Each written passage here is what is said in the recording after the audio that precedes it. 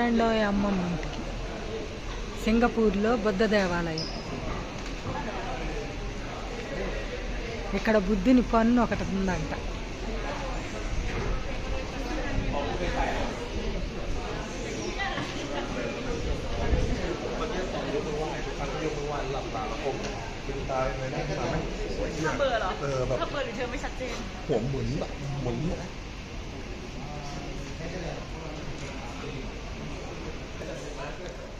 Singapore కన్నుల పండుగగా ఉంది, చాలా బాగుంది.